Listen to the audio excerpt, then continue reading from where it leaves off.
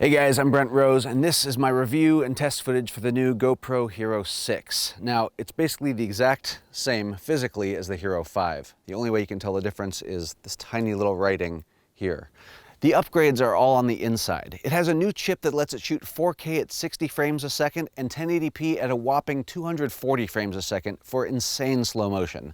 Let's just get to the test footage. So I built this handy dandy little rig to test a bunch of cameras, get the exact same angle. This is the Hero 6 for $500, the Hero 5 for $400. This is the Sony X3000R, also $400, and this is the Yi 4K Plus for about $300. Let's see how they measure up. All right, this is actually a shot from the Hero 5. This is the 1080-60 Super View mode.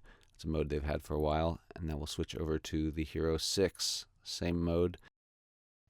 Yeah, you can see the sky is way more saturated. My skin is a little bit rosier, a little bit more tan. It's actually a little bit overdone, the saturation front. And that's something they've corrected after I shot this with a firmware update. But you can see the comparison there. All the details there, luckily, and it looks really good. But here we're going to get into some of the special sauce. So this is real time of an egret flying off. And now this is actually from the Sony, shooting at 120 frames per second in 1080, which is what the Hero 5 could do and what the Yi can do as well.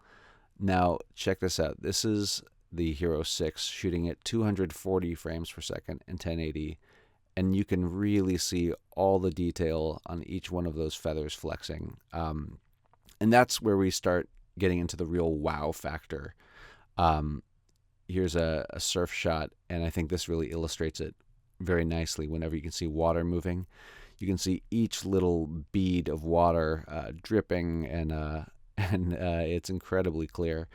Well, not right now because there's some water on the lens, but yeah, it kind of shook off. And look at the bottom right there with the spray coming off the board, backlit there. I mean, every little water droplet is just super clear. And yet there's still a pretty good dynamic range. The wetsuit isn't just completely lost in the black. You can still see my skin tone. It's just really amazing. Now that's just a grasshopper flying off, which was a split second. And this way you can see the actual wings beating and stuff. It also makes jumping on tables way more epic than they have any right to be. So if that's your thing. Even blowing bubbles actually looks really cool underwater. So basically, it really gives you a whole new can of tricks you can do. I wasn't able to test it in the snow yet, but I'm really excited to check that out. So now we're getting into some of the stabilization tests. This is no stabilization at all, just walking. Now we've got the Hero 5 stabilization, and it is electronic stabilization. This is the Yi camera stabilized, also electronically. Now we're getting into the Sony, which is optical image stabilization. It's the only one that has optical stabilization.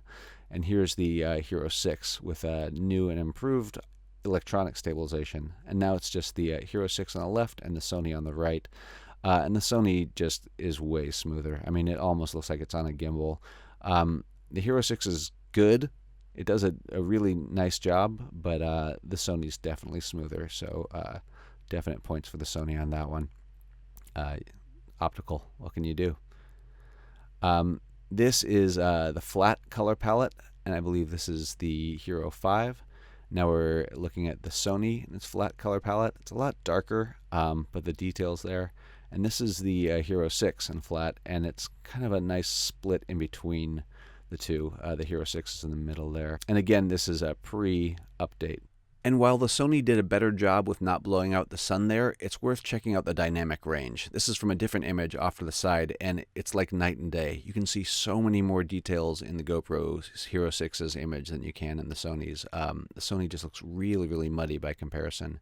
Here's another 400% crop, and again, the Hero 6 is just so much clearer than the others. There's way more detail in the shadows. You can see the colors better. Everything's sharper. Yeah, the dynamic range on the Hero 6 is just incredible. Now, this is with the new firmware. The Hero 6 is in the upper left, and it actually is a really nice balance there. The colors look pretty much like I remember them looking. The Yi below it looks very bizarre. The Sony's a bit oversaturated. Now we're getting into the vivid color profiles, or GoPro color.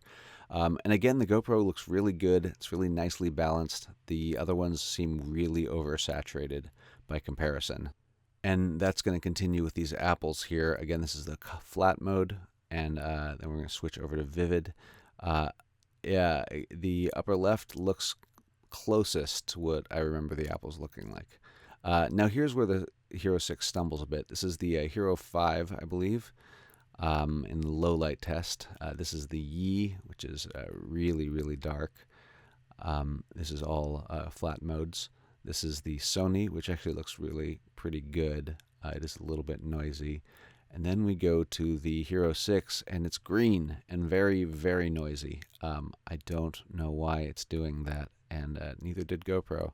But yeah, the detail is actually sharpest on the Hero 6, but a lot of noise and a lot of green. Audio test and low light test. La la la la la. La la la la la. Audio test and low light test. La la la la la. La la la la la. Audio test and low light test. La la la la la. La la la la la. Audio test and low light test. La la la la la. La la la la la.